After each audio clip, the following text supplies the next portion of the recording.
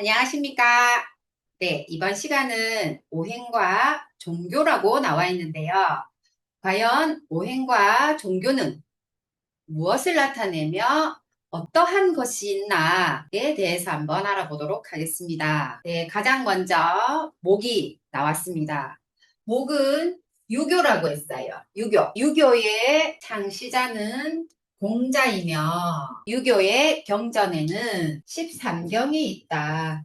유교가 추구하는 이념은 인과 예를 중시한다고 했어요. 인과 예, 사람됨과 또 예의 범절에 대한 그런 얘기겠죠. 이 공자는 중국의 춘추 전국 시대에 노나라의 출신인 사상가입니다. 사상가. 공자의 유명한 게 있죠. 논어라는 게 있는데 그 논어는 공자와 그의 제자들의 한 인생과 그 인생 속에서 비롯되는 무수히 많은 일화들을 엮어놓은 책이라고 하네요. 그래서 유교는 윤리와 도덕을 강조한다. 네, 이렇게 아시면 되겠고. 네, 다음 보니까 화가 나왔어요. 화.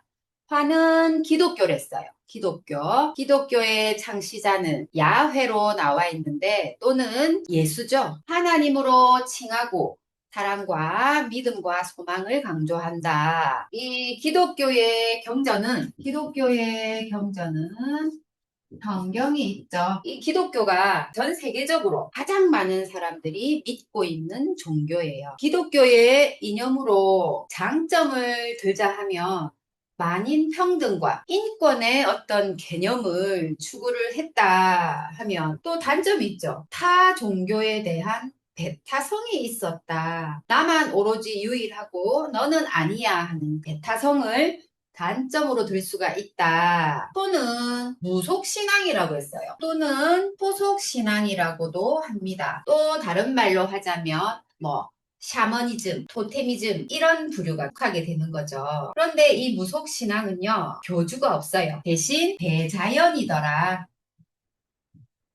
무속신앙의 창시자는 대자연이더라. 대자연을 믿고 숭배를 하고 가고 있죠. 그래서 이 무속신앙은 태고때적부터 있었다라고 알 수가 있습니다. 우리 민족과 역사를 함께 해온 그런 종교라고 말하기도 애매하고 교주가 없고 안타깝게도 경전은 존재하지가 않는다. 태고 때부터 있었다고는 하나 문서화가 돼서 자료가 남아있지 않죠. 이게 만약 전해져 내려온다면 아마 지금의 무속 세계에 이러한 불합리적이고 문제가 되는 그런 소지들이 있었을까 하는 그런 추측도 감히 해봅니다. 무속신앙은 개인적 신앙이랬어요. 내가 원하거나 바라는 게 있을 때 진심으로 어디에든 비는 행위를 얘기하는 거죠. 그래서 이 개인적 신앙을 또 다른 말로는 기복신앙이라고 합니다. 기복신앙. 다음 금이 나왔는데요. 금은 불교라고 했어요. 불교는 창시자가 시타르타이며 마음 수행을 원칙으로 한다 했어요. 시타르타 또는 석가모니 알고 있죠. 불교의 이념은 마음 수행을 원칙으로 한다. 이게 무슨 말이냐면 예를 들어서 내가 보고 느끼고 생각했던 것이 마음으로 인해서 내가 한 번 먹은 마음으로 인해서 완전히 바뀌어질 수도 있고 또 내가 마음 먹었던 것이 내가 보고 다시 느끼고 생각하는 것에 대해서 달라질 수도 있더라. 그래서 그 마음이 문제다. 이런 말 있죠. 일체유심조 모든 것은 내 마음에서 비롯된다 해서 이 불교에서는 마음 수행을 중요시 여기죠. 그리고 이 불교의 경전으로는 다들 아시겠지만 불경이 있습니다. 마지막에 도교라고 했어요. 도교의 창시자는 노자이며 노자 경전은 도덕경이 있습니다. 그리고 이 노자는 무의자연을 실천하라. 무의자연이 무슨 말이냐? 인위적인 자기와 간섭을 최소화하고 모든 것을 자연의 이치에 맡긴다.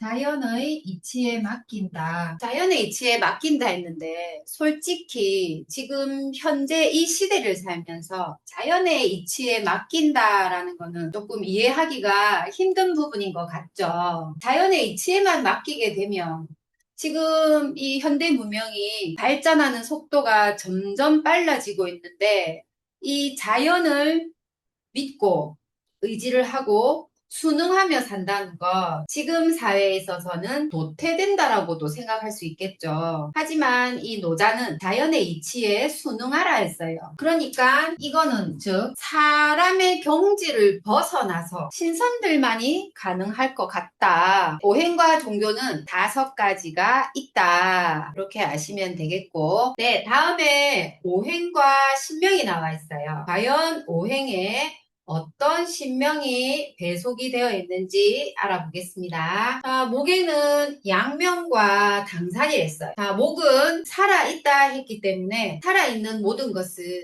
언젠가는 죽음을 맞이하게 되죠.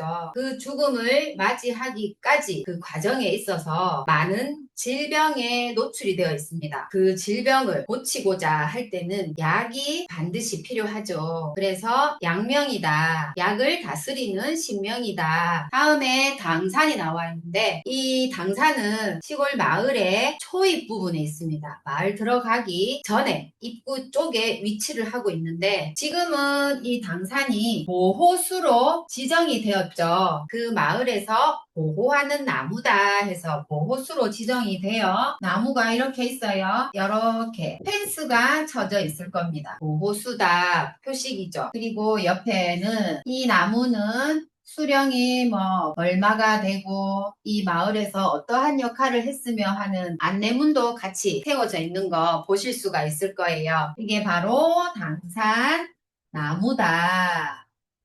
당산나무. 그러니까 말하자면 일종의 신목이죠.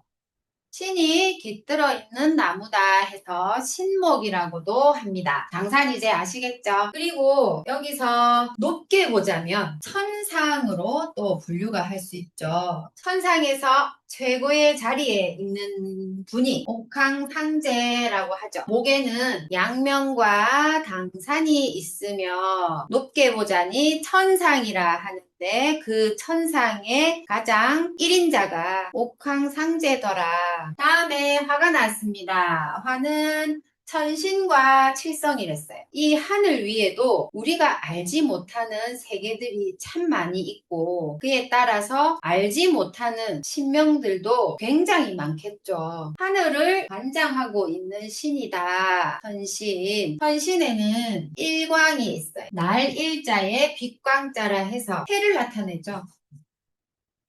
그리고 칠성은 옛날에 칠성에 공을 들인 분이 계신다. 그런 얘기들 많이 들어보셨죠. 이 칠성은 인간의 수명과 복을 관장을 했습니다. 그 옛날 할머니들이 자손을 점지해 주세요. 우리 자손 안 아프게 해주세요 하고 물 떠놓고 많이 빌던 그 대상이 바로 칠성이라는 거죠. 다음에 토에는 허공과 산신이라고 했어요. 허공 말 그대로 비어있는 공간이라는 거예요. 그래서 자연에 있는 모든 신을 얘기를 할 수가 있어요. 특정 짓지 않고 모든 신을 통틀어서 얘기를 할 수가 있다. 그리고 산신이라 했는데 이 산신에도 큰 산신과 작은 산신이 있는데 산왕경에 보시면 대산, 소산, 산왕대신 이렇게 나오거든요. 대산, 큰 산신, 소산, 작은 산신이 있다. 이 작은 산신에는 골매기가 뭐예요? 골매기는 한 길쓰기나 올짜기를 얘기하죠. 그러한 꼴짜기에도 신이 있더라. 골매기 신이라고도 하고 또 우리가 살고 있는 터도 해당이 된다. 그리고 절에 가면 바람이라고 절을 지켜주는 터신이죠. 요렇게도 있더라. 다음 금에는 미륵과 불사를 했어요. 이거는 보니까 불교적 용어죠. 불교와 연관되어 있다. 어디가? 금이. 미륵세계, 용화세계 많이 들어보셨죠? 까마득하다. 그래서 알 수가 없다. 그런 미륵이 되겠고 미륵에는 특히나 대사가 있습니다. 대사. 무슨 대사, 무슨 대사. 수행하시는 분이죠. 그리고 월광, 월자죠. 월광 나타낸다. 그리고 불사가 나왔어요. 불사라는 말은 생각하시기에 하얀 한복을 입고 목에는 108염주를 하고 하얀 꽃갈 모자를 쓰고 있으신 분이 불사이기도 하지만 여기서는 포괄적 의미로 봤을 때 불교나 사찰에 종사하시는 모든 분들을 통틀어서 얘기할 수가 있어요. 가령 사찰에 생화를 그리시는 분이다. 또는 사찰에 전각을 모수하시는 분이다 하시는 분들도 다 이 불사에 속합니다. 사찰에 관여하시는 모든 분들을 다 불사라고 칭할 수 있다. 그리고 이 불사는 무구에도 속합니다. 이 무당들이 많이 쓰게 되는 신의 물건이죠. 방울, 엽전, 칼, 탕, 뭐 이런 게 있습니다. 다음 수가 나왔는데 수는 용신과 수신이랬어요. 당연히 물에 사는 용이 있다 해서 통틀어서 용궁이라고도 합니다. 그런데 이 용신과 수신은 어떻게 구별을 합니까? 용신은요, 흐름이 멈춰 있는 거. 그러니까 물이 고여 있는 곳이죠. 대표적으로 바다를 들 수가 있고, 그리고 수신은 반대되니까 흘러가는 곳.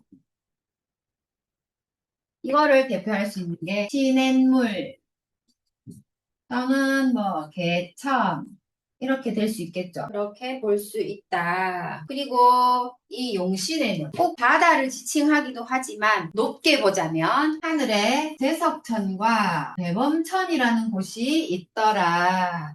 요렇게 알아두시면 되겠습니다. 날씨가 갈수록 많이 지금 더워지고 있어요. 각별히 건강 유의해 주시고 열사병 조심하시고요.